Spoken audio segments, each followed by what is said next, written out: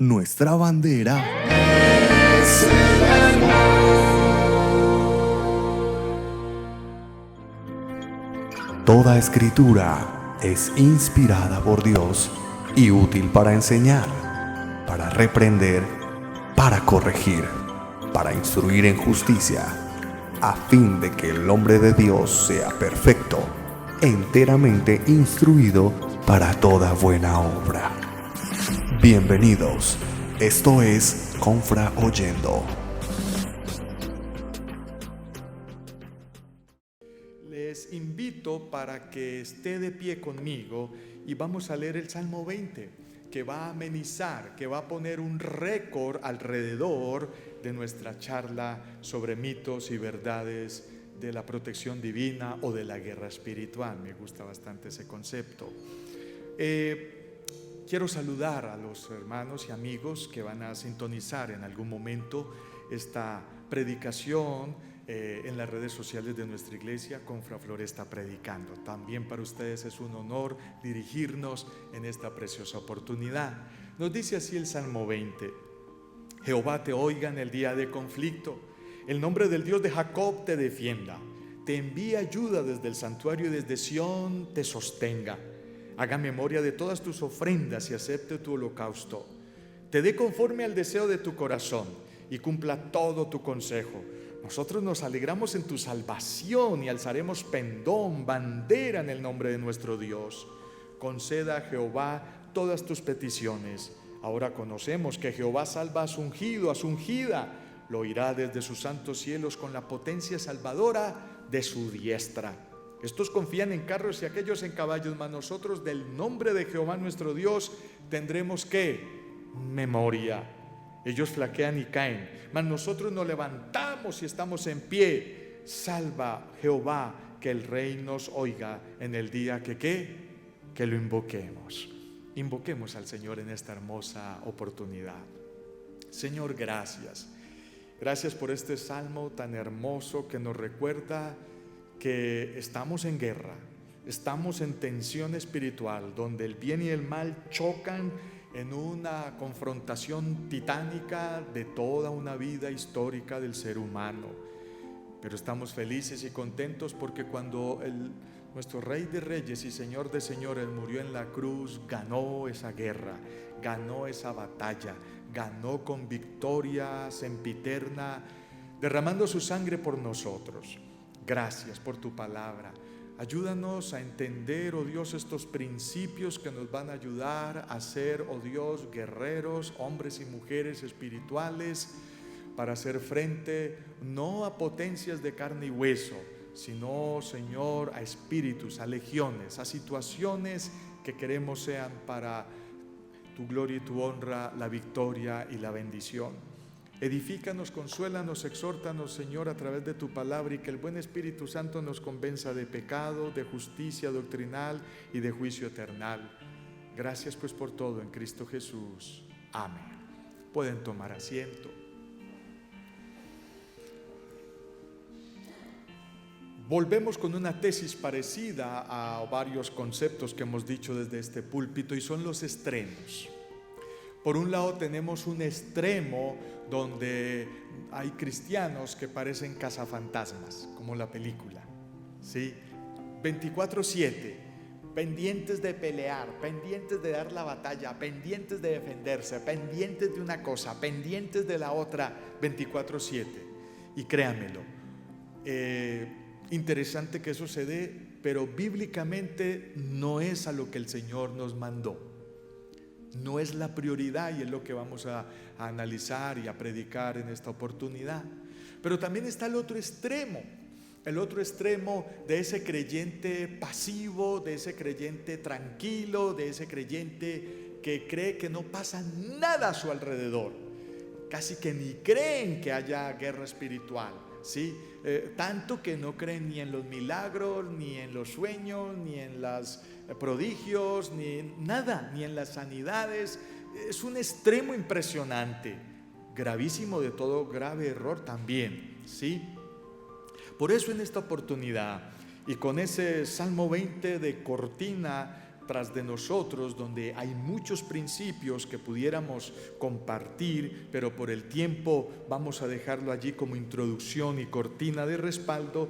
Vamos a hablar de varias cosas, mitos y verdades sobre esa guerra espiritual. Y el primer punto que quiero abordar es la perspectiva bíblica de la influencia demoníaca sobre las personas.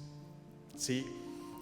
Un cristiano de a pie, un parroquiano de a pie, un cristiano normal, qué sé yo, debe de entender y debe de aceptar que hay un mundo espiritual para bien y hay un mundo espiritual para mal. Ya eso nos pone de frente a una guerra espiritual. Pero si no aprendemos a entenderlo, nos metemos en serios problemas. Hace bastante tiempo atrás el Señor me regaló este gráfico, ¿sí?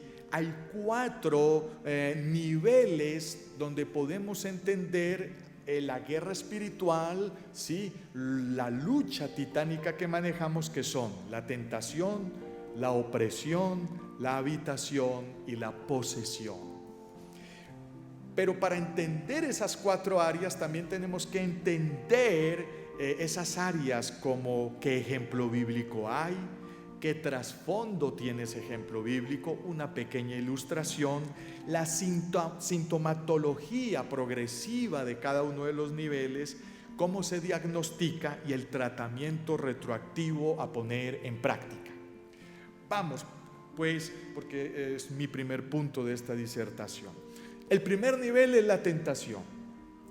Todo creyente, todo ser humano, toda persona por donde entra el hálito del aire en sus narices puede ser tentado, es tentado, y el ejemplo en esta oportunidad es Jesús.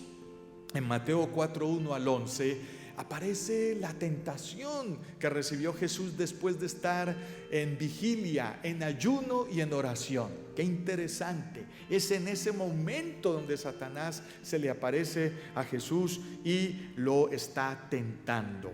La sintomatología es esa crisis material, porque Jesús tuvo hambre, era normal, tuvo sed, le dio frío, estaba en el desierto donde en el día son 40 grados de calor y en la noche son 40 grados de frío.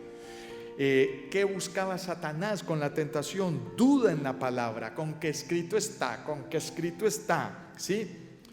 Vanagloria de la vida, ¿sí? Todo esto te daré si postrado me adorases.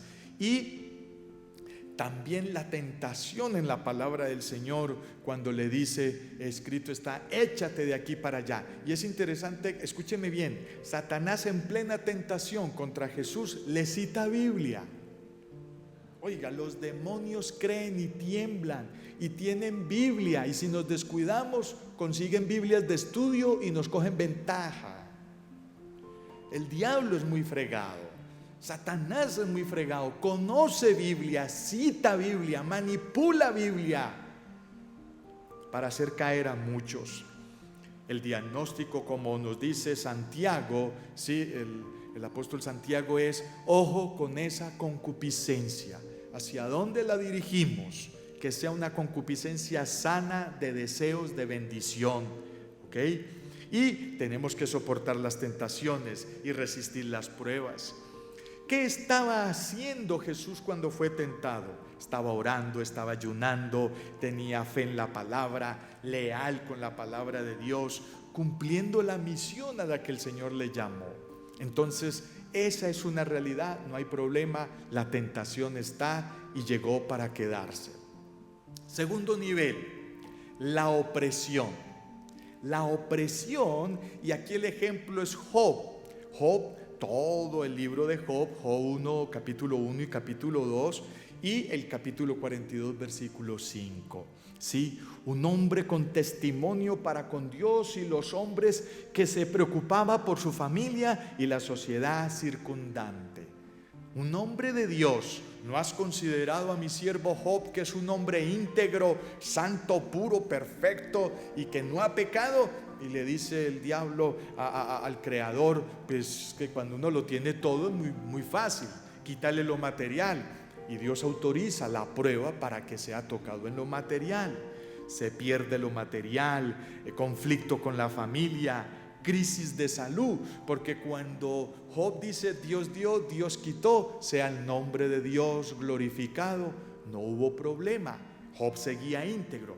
Vuelve otra vez y pasan las criaturas por la presencia del Creador y le pregunta al Creador a Satanás: ¿qué te pareció? ¿Cómo te fue con mi siervo Job?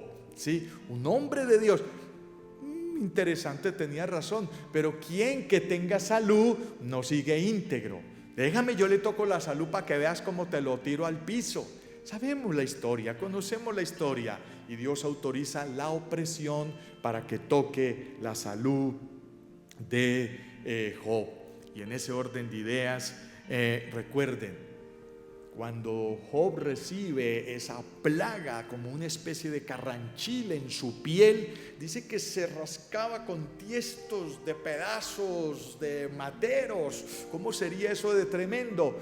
Sostenido, Job sostenido, y no quiso pecar, no pecó, dijo cosas, reaccionó como un ser humano en medio de la aflicción y todo, pero al final, cuando le dice a Dios, no por qué de la prueba, sino para qué, Dios le dice: para que crezcas, para que aprendas, para que te santifiques más, para que entiendas que yo soy creador y tú eres criatura. Entonces Dios le devuelve 7 veces más todo lo que tenía. Y ahora Job dice, después de la opresión, de la prueba de salud y todo: de oídas te había oído. A veces cuando tenemos tanta estabilidad material, tanta estabilidad terrenal, tanta estabilidad en todo sentido, nuestra relación con el Creador es de oídas. Pero cuando pasamos por el COVID, pero cuando pasamos por opresión, pero cuando pasamos por dificultades, cuando logran curar un cáncer de nuestro cuerpo las autoridades de la salud, pasamos al otro lado y podemos afirmar: pero ahora mis ojos te ven. Dele la gloria a Dios por eso, por favor.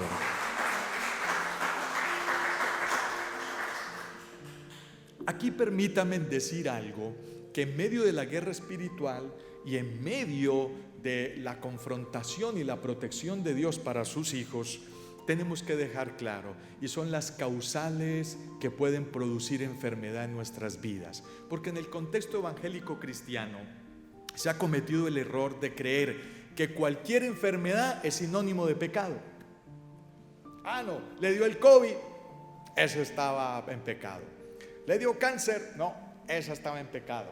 Le dio un infarto, no. Mínimo, quiero decirles que hay 4 razones por las que la opresión acompañada de elementos de salud puede suceder. Son las siguientes. Número 1, la parte genética.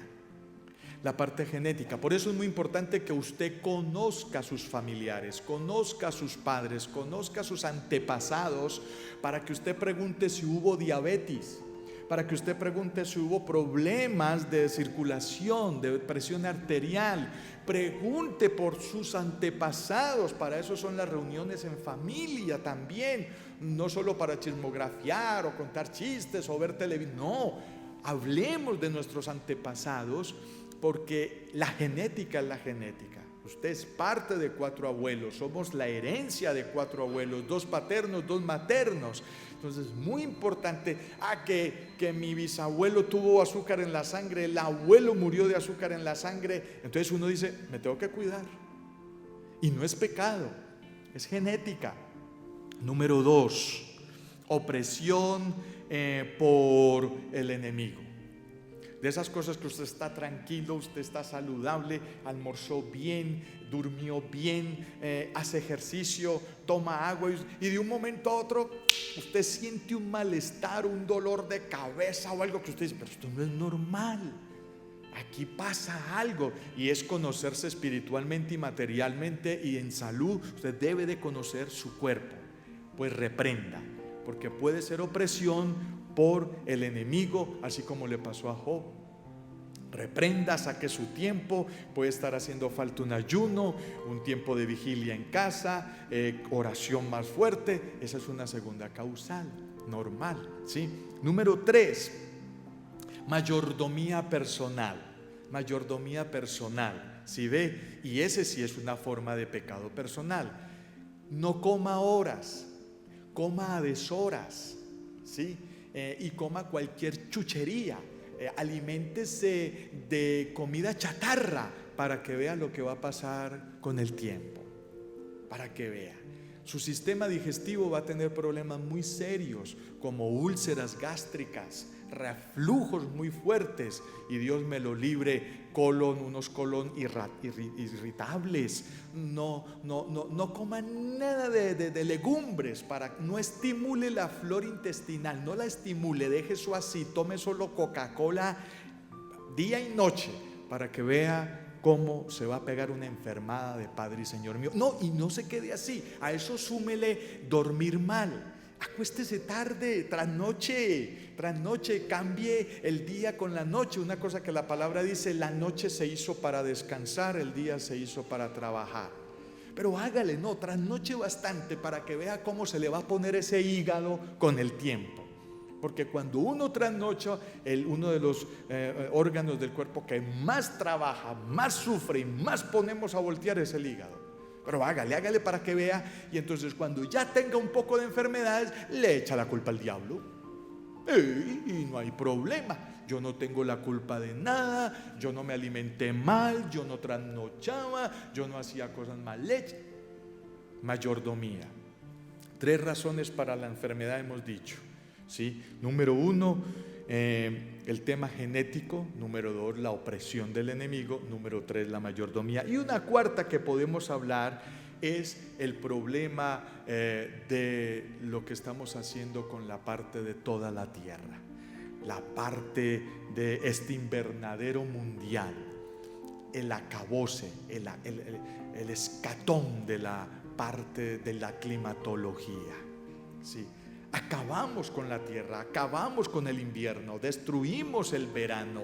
La tierra está haciendo gemidos indecibles, ¿sí? La forma de usted estar aquí en la ciudad, la gripa a través del polvo, el mugre, la contaminación, la cantidad de químicos que estamos comiendo en las comidas que nos venden, y toda esa parte mundial, todo ese nuevo orden mundial, el bombardeo al que estamos sometidos con las señales de los celulares, el wifi, el internet, los rayos X, todo eso está haciéndole daño a nuestro cuerpo. Solo por demostrar un ejemplo, bregue a no consumir azúcar blanca, se lo suplico. Luche porque sea azúcar morena o sea panela en polvo. Cuando uno consume el azúcar blanca, lo que está consumiendo es literalmente veneno para el cuerpo. Cosas como esas. Entonces miren que son varias cosas las que uno tiene que tener en cuenta para la salud, ¿sí? Y no es solamente el tema diabólico, ¿sí? No es solamente el tema diabólico. Esto me hace recordar, una vez estaban saliendo de un servicio, de un culto evangélico las personas, y un cristiano echó de ver que había un diablito llorando afuera. Y él dice: pero ese diablo, ¿por qué está llorando? Y se le acercó y le preguntó: y diablo, ¿tú por qué estás llorando? No, es que así como hace el diablo. No, es que estos evangélicos me echan la culpa a mí de todo. Y entonces le dijo el cristiano: no se preocupe, eso es el diablo que lo está jodiendo a usted, tranquilito, no se preocupe. Espero que hayan entendido el chiste. Denle ese aplauso al Señor y no se me duerma. No se me duerma. ¡Ay, María! Tienen un humor muy negro ustedes. Sí, ¡ay, María! Primero, tentación. Segundo, opresión. Tercero, habitación. Me estoy demorando un poquito aquí porque esto es importante. Habitación. El ejemplo es Pedro, Mateo 16, 22, 23. Nosotros somos como un edificio. Primer piso, las emociones. Segundo piso, lo que pensamos. Tercer piso, lo que hacemos. Y cuando la palabra de Dios dice que nos está santificando, lo que está haciendo es aseando, limpiando, ¿sí? Ojalá que no sea con límpido, porque es muy malo para la salud. El Espíritu Santo nos asea y nos limpia es con la palabra de Dios, con la verdad. Y Él quiere limpiar nuestras emociones, santificar nuestros pensamientos, santificar lo que hacemos, y el techo es la oración. Por ejemplo, ¿cuándo Jesús le sacó un demonio a Pedro? Nunca. Sin embargo, un día le dijo a Pedro: apártate de mí, Satanás, porque me eres causa de tropiezo. Cuando Pedro le decía: Señor, no vayas a morir en la cruz, ¿qué tal? Nos vamos a quedar sin líder. ¿Qué pasa con el nivel habitacional? Nosotros en el primer piso tenemos habitaciones en el área emocional. ¿Cuántas habitaciones le has entregado al Espíritu Santo a través del fruto del Espíritu Santo para que ese primer piso lo habite? Es el Espíritu Santo. Entre más habitaciones abrimos y le entregamos a Dios para que las administre y las limpie, más nos vamos a acercar a la estatura de la plenitud de Cristo. Pero cuando uno no abre habitaciones emocionales, cuando uno no abre habitaciones intelectuales, cuando uno no abre habitaciones del diario que hacer, cuando uno no pone en práctica los dones que Dios nos dio para servir a la sociedad y para servir al reino de los cielos, ahí es cuando mi casa no parece una casa hermosa, sino un tugurio que se está derrumbando. Y en la medida que Satanás toma más control sobre nuestra casa, sobre nuestras habitaciones, pasamos al cuarto nivel: posesión. Posesión. ¿Sí? Por eso es que una vez se encuentra personas luchando con la mentira. Pero es que son unas máquinas para decir mentiras. Oye, dicen la mentira y se quedan serios. No hay manera de detectarlo. Esas son personas que en el área intelectual no le han entregado al Señor ese concepto, esa falsedad, ¿sí ve? Pero no significa que estén poseídos. O sea, usted no se ponga a reprender: espíritu de mentira, sal de Pablo, sal de Clemencia. No se ponga a reprender al diablo de mentira, no. Haga que esa persona reconozca que es un mentiroso, que se arrepienta y aprenda a hablar la verdad. ¿Cuánto lo cree? Denle la gloria a Dios. Nosotros los evangélicos de a pie, parroquianos, religiosos, somos muy buenos para echarle la culpa a Satanás y librarnos de responsabilidades. No, las mentiras, no, eso es el diablo que está en mí, pero yo no. ¿Sí? El robo, ¿sí? Las indisciplinas, la inmadurez, la irresponsabilidad, tantos factores, ¿sí? Que, por ejemplo, ¿cuál era uno de los problemas de Pedro? Prometer y no cumplir. Señor, yo no te voy a dejar nunca, hasta que cantó el gallo. Pero no era un espíritu en Pedro, era un problema de carácter que el Espíritu Santo corrigió cuando llegó en Pentecostés. No voy a hablar de posesión, no hay necesidad, esos son casos muy especiales, pero se llega al cuarto nivel de posesión cuando, por decir algo, si tú tienes en tu área emocional 10 habitaciones y 6 las controla Satanás, estás en serios problemas. Esas son esas personas que uno dice, perdió el control sobre él o sobre ella. Si usted tiene 10 habitaciones en la parte intelectual y el Satanás administra 7, estás en serios problemas. Por eso es que uno muchas veces, cuando ve una persona embriagada, cuando uno ve una persona licorada o drogada, con ese tipo de maniobras, uno dice, parece poseído. Y casi que uno puede afirmar, no necesariamente parece, puede estarlo, porque uno ve que no tiene control sobre la casa, y es como si otro se hubiera tomado esa casa, y ahí estamos en serios problemas. Por ejemplo, puertas que se abren para que Satanás administre una casa al 100%, cuando se practica el ocultismo, cuando se practica todo tipo de inmoralidad sexual, la idolatría, los vicios, todo eso abre puertas para que el diablo posea una casa. 4 niveles: tentación, opresión, habitación, posesión. Dejemos allí ese punto que era de los más densos. Ahora quiero hablarles de los 3 ejemplos que quiero traer sobre defensiva cristiana de protección, de guerra espiritual. Quiero ver un ejemplo en Jesús, quiero ver un ejemplo en Pablo y quiero ver un ejemplo en Pedro. ¿Cómo afrontaron los 3 la guerra espiritual, la protección de Dios? Miremos el primer ejemplo, Jesús. Y dice el texto, conocemos la tentación de Jesús. Escrito está, le dice Jesús a Satanás, no solo de pan vivirá el hombre, sino de toda palabra que sale de la boca de Dios. Pero vale la pena leer un poco adelante. Entonces Jesús fue llevado por el Espíritu al desierto para ser tentado por el diablo, como parte de la formación espiritual de Cristo para comenzar el ministerio. Y después de haber ayunado 40 días y 40 noches tuvo hambre. Ahora, obsérvese las palabras, obsérvese los verbos y los tiempos de la parte inicial. Ahí no dice, entonces Jesús fue llevado por el Espíritu al desierto para contraatacar, para tener una actitud ofensiva, para írsele de frente, para hacer cazafantasmas del diablo. No, ahí no dice eso.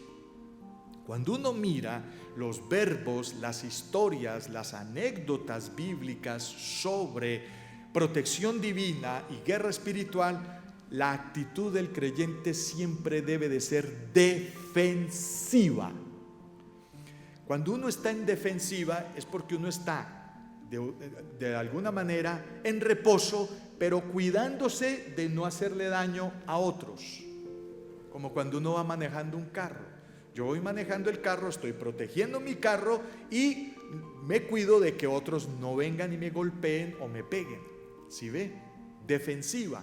Pero hay muchos creyentes que creen que uno tiene que estar en una actitud ofensiva. Usted se imagina uno manejando un carro ofensivamente. Deme permiso, ¡pum! Quite de ahí, ¡tran! Mejor dicho, uno volvería un carro en un día pedazos. Obsérvese la actitud de Jesús, quieto, en oración, ayunando e intercediendo 40 días, 40 noches en el desierto. Aparece el diablo, ya vimos el tema sobre la opresión y la tentación. ¿Y con qué se defiende Jesús? Jesús empieza a darle órdenes a ángeles. Ángel fulanito de tal, defiéndame del diablo. Ángel fulanito de tal, no, como algunos pretenden creer en sus libros y lo que han escrito. Nosotros no somos nadie para estarle dando órdenes al séquito de Jehová de los ejércitos, a los ángeles, a los querubines, a los serafines. No, Señor, ellos reciben órdenes de Dios. Nosotros, nuestra actitud debe ser de santidad, de humildad, de sujeción y punto. Y cuando el enemigo aparezca, según el ejemplo de Jesús, defendernos ¿con qué? Con la palabra de Dios. Escrito está, escrito está, escrito está. Y parece ser que uno de los libros preferidos de Jesús era el Deuteronomios. Todas las citas que Jesús le cita a Satanás están en Deuteronomios. Por algo será la palabra del Señor, la ley de Dios, la verdad de Dios. Entonces aprendemos del ejemplo de Jesús, es que nos defendemos con la palabra de Dios. No poniendo el Salmo 91 abierto en una Biblia, en un atril y poniéndole un forro transparente encima para que no se ensucie. No, cuidado con eso, eso no funciona así. Ese Salmo 91, si te lo aprendes de memoria, ahí es donde funciona de verdad. Porque yo de memoria, si voy a tener una crisis, un momento difícil y estoy caminando, puedo citarlo. Él me librará de la peste destructora, con sus plumas me cubrirá y debajo de sus alas estaré seguro. Escudo y adarga su verdad. Entonces, si uno cita el Salmo, es diferente. Porque cuando usted cita el Salmo, usted está declarando que es dueño de ese testamento y usted es testador de ese testamento. Pero porque el testamento esté abierto así en su casa o esté en la notaría, no necesariamente te hace dueño de ese testamento, de esos privilegios. Dejemos allí el ejemplo de Jesús, que es muy, muy contundente.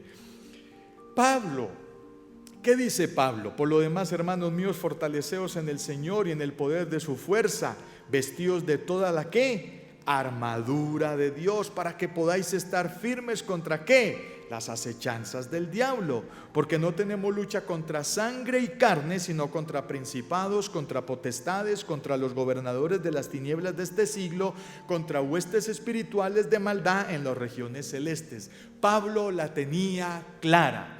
Somos entes espirituales también, que de alguna manera interactuamos con ese mundo subjetivo espiritual que ahí está. Lo creas o no, ahí está. Y que el propósito de ellos es acabar con nosotros, destruirnos y quitarnos de poder heredar el reino de los cielos. Y entonces empieza Pablo a vestir al creyente. Parece ser que él se inspira, porque él escribe esta carta desde la cárcel. Tiene cadenas en las manos y en los pies, y al lado tiene 2 soldados. ¿Cómo le parece? Dice que para que no se volara. Entonces él empieza a mirar la armadura de un soldado romano y empieza a hacer una parábola, una comparación. Ceñid vuestros lomos con la verdad, la coraza de justicia, el calzado de los pies en el precepto del evangelio de la paz, el escudo de la fe, el yelmo de la salvación, la espada del Espíritu, que es la palabra de Dios. Cuando Pablo viste al creyente, lo viste todo y solo queda una parte sin vestir. Ojo con este principio. La única parte que no viste Pablo es esta parte, porque los soldados romanos tenían esta parte, aquí donde aparece, donde llega la columna vertebral sobre las caderas, y están los riñones. Eso lo hacía Roma para que el soldado romano nunca diera la espalda. Escuche bien, nunca diera la espalda. Si un soldado romano daba la espalda y se volvía un cobarde y salía corriendo, y una flecha llegaba a su columna, llegaba a sus riñones, soldado muerto. Así debe ser con el creyente. Nosotros no podemos dar la espalda. Siempre de frente, en humildad, en sencillez, con una actitud defensiva de testimonio, para que el Señor se glorifique en nuestras vidas. ¿Cuánto lo creen? Dele la gloria al Señor si lo cree.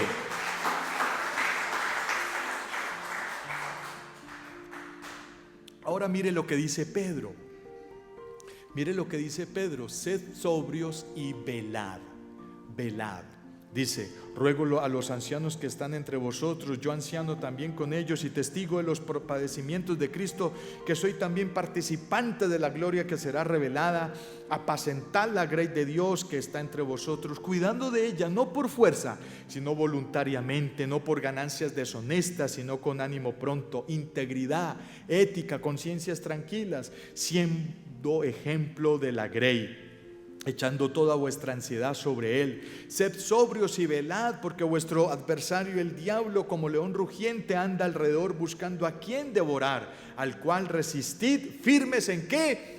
En la fe, en la doctrina, en la Biblia, sabiendo que los mismos padecimientos se van cumpliendo en vuestros hermanos en todo el mundo, mas el Dios de toda gracia, que nos llamó a su gloria eterna en Jesucristo, después que hayáis padecido un poco de tiempo, Él mismo os perfeccione, afirme, fortalezca y establezca. A Él sea la gloria y el principio por los siglos de los siglos. Amén. Dele la gloria a Dios, por favor.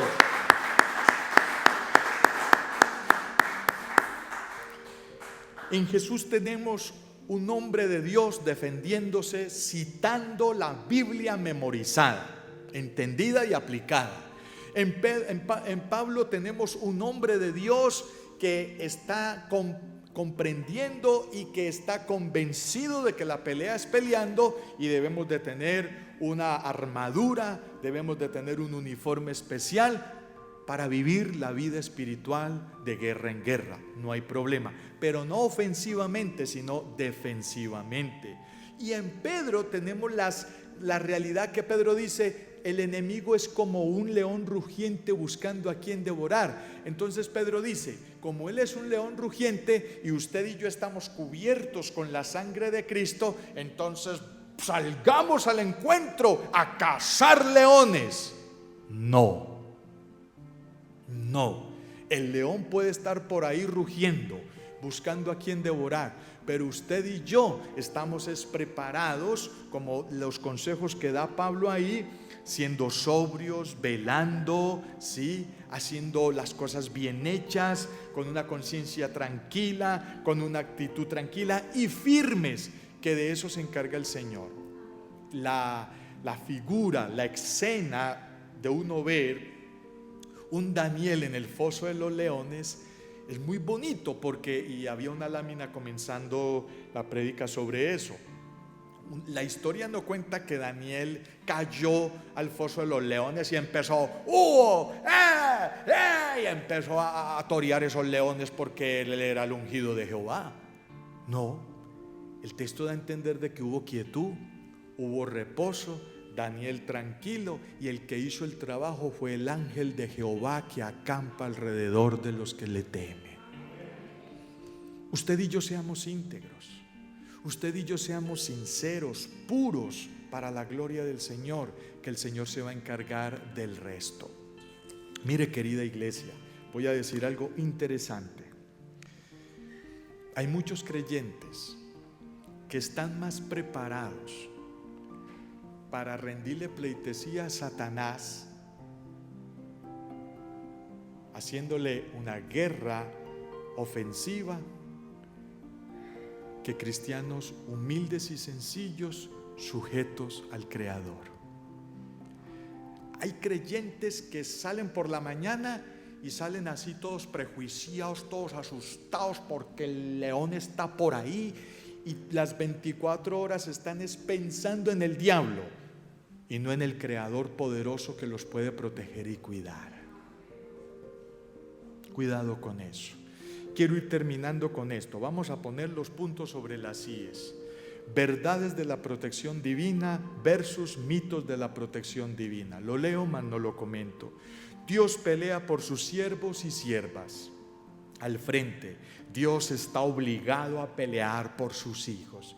Hermano, no se meta por ese callejón, que eso es muy oscuro y hay varias gentes robando. No, porque yo soy hijo del Rey de Reyes, el Señor me cuida y me protege, y yo voy a pasar por ahí. Y a ese creyente hay que decirle: no tentarás al Señor tu Dios. Ahí sale al otro lado sin ropa, sin plata. ¿Y de quién fue la culpa? Del diablo. La actitud del creyente debe ser defensiva, con humildad, pero fundamentada en fe, emuná. En casos muy excepcionales, como cuando se derribaba la muralla de Jericó, el Señor les dijo: vayan a la ofensiva, ataquen. Pero eran guerras y se estaba tomando tierra prometida. Ya en el tiempo de nosotros es integridad, quietud, respeto. Se nos pide que estemos en actitud ofensiva como cazafantasmas, reprendiendo al diablo a toda hora. ¿Qué dice Mateo 28? Id por todo el mundo, ¿y qué? Reprendiendo a Satanás, ¿cierto? No, ahí no dice así, ahí dice: id por todo el mundo predicando el evangelio. Dios se encarga de la serpiente antigua y le dará su merecido. Conocer, memorizar y citar el texto bíblico es clave en nuestra protección espiritual y material. No es negociable. ¿Y cuál es el error? ¿Cuál es el mito? Usar la Biblia como un amuleto de protección u otros símbolos cristianos. Todavía hay creyentes que creen que si yo me pongo esta Biblia aquí encima y puedo pasar por donde están cayendo ladrillos, no me va a pasar nada. Sí, hay cristianos que todavía ven la cruz como un símbolo de protección, y entonces si tengo la cruz conmigo no me va a pasar nada. Mentira de toda mentira. Y así sucesivamente. El aceite, hay cristianos que: únjame la casa, pastor. Listo, uno puede ungir la casa, pero si usted hace un baile a los 8 días, se perdió la ungida. Increíble.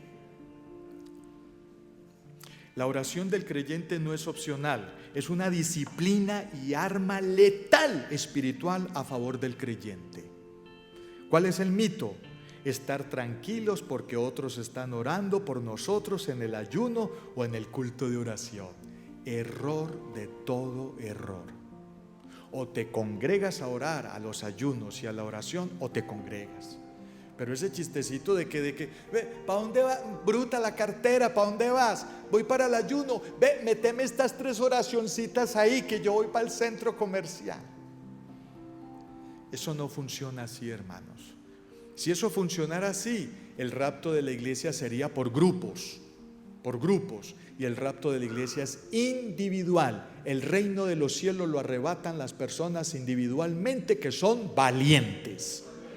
La salvación es individual, la oración es individual, el ayuno, el clamor es individual. Oiga esta: la sangre de Cristo en la cruz nos redime y justifica de nuestros pecados ante el juicio de Dios. Ese es el concepto teológico bueno. Pero mire lo que pasa con el mito: cubrirnos con la sangre de Cristo como coraza protectora ante los ataques del enemigo. Parecemos vampiros repartiendo sangre por toda parte. Sangre de Cristo, cúbreme. Sangre de Cristo, líbrame. Sangre de Cristo, sácame. No funciona así.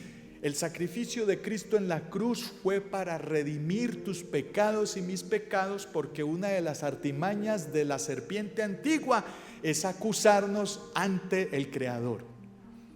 Cuando recibes a Cristo en tu corazón, la sangre de Cristo opera la redención. ¿Y sabe cuándo vuelve a suceder?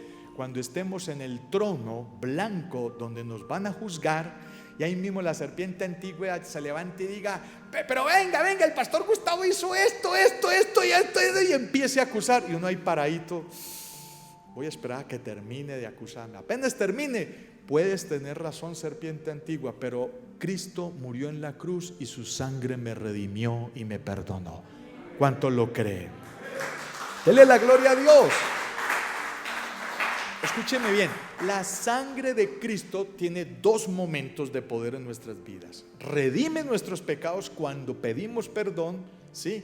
Y nos va a redimir ante el juicio. Pero usted se imagina a Jesús, ¿sí? Escrito está, tírate de aquí para abajo y el Señor te tiene que salvar. Y uno no escucha a Jesús diciendo: apártate de mí, Satanás, que mi sangre me proteja. Jesús no utiliza su sangre para protegerse. Pablo no menciona en la armadura del creyente sangre, o sí, ustedes vieron por ahí sangre, a no ser de que la armadura te quede muy apretada y te salga sangre por alguna parte. Uno no ve que en la armadura, ¿sí? Y Pedro tampoco menciona la sangre de Cristo como un amuleto de protección. Corrijan eso, porque parecemos unos gnósticos utilizando ese concepto tan mal utilizado. La enfermedad no siempre es resultado del pecado, ya lo dijimos. Pero ¿qué dice el mito? Cualquier síntoma de enfermedad física es pecado. Yo he estado en iglesias donde usted no puede toser. Y entonces ahí mismo un diácono le hace hacia el otro: reprende espíritu de tos. Espíritu de tos. Por allá llega otra persona porque es un celador, trabajó toda la noche pero se congregó ese día. Ahí mismo, donde codo, y reprende ese espíritu de sueño. Cuidado con eso, cuidado con eso. La relación profunda y extendible con la obra del Espíritu Santo es vital como estrategia de guerra. La oración y la obra del Espíritu Santo en nuestras vidas son 2 herramientas letales que podemos usar para la gloria del Señor. Pero ¿qué dice el mito? Hablen lenguas y tener prosperidad material son síntomas de ser un gigante espiritual para la guerra. Ese es el mito.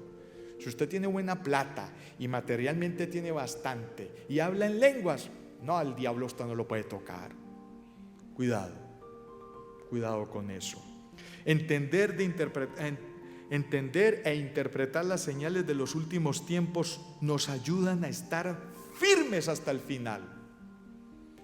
Pero ¿qué dice el mito? Ignorar las señales de los últimos tiempos nos ayuda a relajarnos y no estar estresados por nada. No, pastor, yo ni veo noticias. Ay, no, para no estresarme. Cuidado porque usted es sal de la tierra y la sal no puede eximirse La sal no puede decir que no voy a salar un mundo tan simple y tan desordenado como el que está.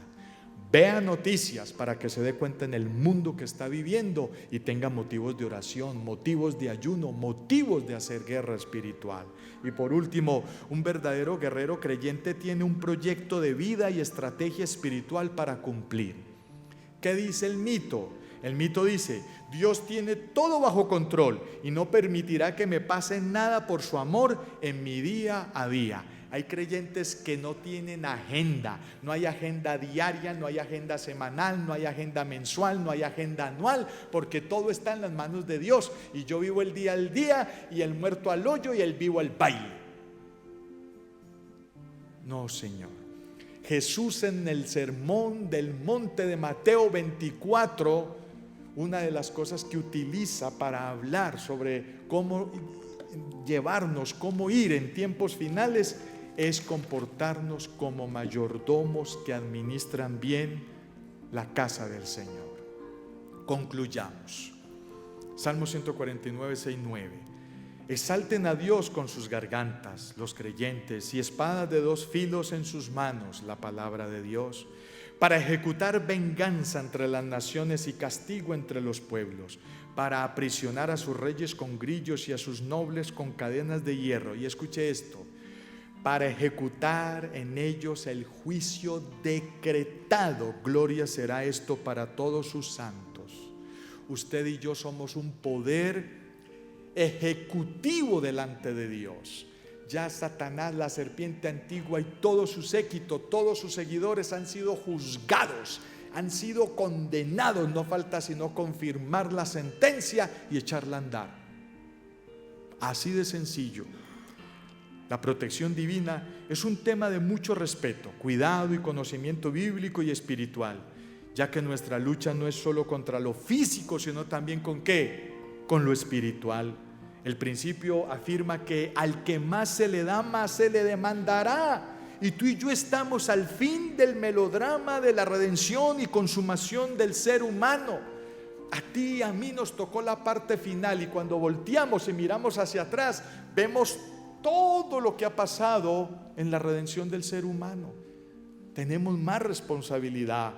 Meter la cabeza en la arena como el avestruz o ignorar los principios bíblicos sobre la lucha y guerra espiritual que afrontamos a diario no nos libra de sus efectos y realidades. Que usted no ve noticias, entonces porque usted no ve noticias el mundo está bien. Mentira de toda mentira. Aunque existen muchos pasajes bíblicos donde nos muestra una lucha con conjunto plural como creyentes, la responsabilidad es personal y singular ante el escatón del fin. El Señor viene por individuos. Claro, esperamos que toda una familia se salve, pero el Señor viene por individuos. Jesucristo, en su sermón del monte de señales de últimos tiempos, hace un fuerte énfasis de que somos mayordomos en toda la realidad humana y responsables ante Dios. Cuando yo aprendí este principio, hermanos, lo que me relajé y descansé en asuntos materiales fue mucho. Cuando usted cree que es el dueño de su casa, de su carro, de su finca, de su beca, de su pensión, qué sé yo, usted vive una vida estresada. Pero si usted declara y dice: nada de esto es mío, esto es del Creador, pero me puso a mí a administrarlo como mayordomo, lo voy a hacer bien. Cuando venga y me pregunte cómo lo hice, tenga respuestas satisfactorias y el príncipe de los mayordomos diga: muy buen siervo fiel, en lo poco te coloqué y fuiste excelente en lo mucho, pasa la gloria del Padre. Dios creador del universo, te damos gracias por el mensaje de tu palabra. Tu palabra siempre será la verdad. Rogamos a ti que bendigas a todas las personas que escuchan tu palabra presencialmente y a través de las redes sociales. Y Señor, acuérdate de nosotros, que tu palabra edifique nuestros corazones, nuestro ser, nuestro pensar, que nos consuele nuestras almas y nos haga fuertes en la fe, en la oración, en el creer a ti en la verdad.